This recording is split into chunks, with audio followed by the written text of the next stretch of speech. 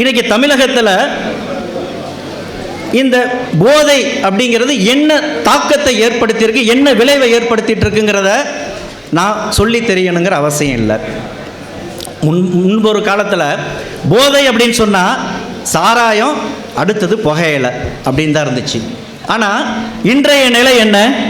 Hans, Vimal பாக்கு, கஞ்சா, கூலி, மாத்திரை, ஊசி, பவுடர்னு பல்வேறு வடிவங்களை இந்த போதை எடுத்திருக்கு.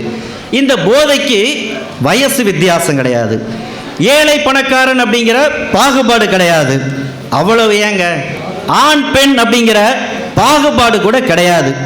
சமூகத்தினுடைய ஒரு சாபக்கேடாக இந்த போதை மாறி வரக்கூடிய இந்த தருணத்தில் தான் அதை தடுத்து நிறுத்தணும் அப்படிங்கிற ஒரு நோக்கத்தில் இருந்து தான் இதற்கு எதிராகத்தான் இந்த குறும்பட போட்டி அப்படிங்கிற ஒரு அறிவிப்பு வெளியானது.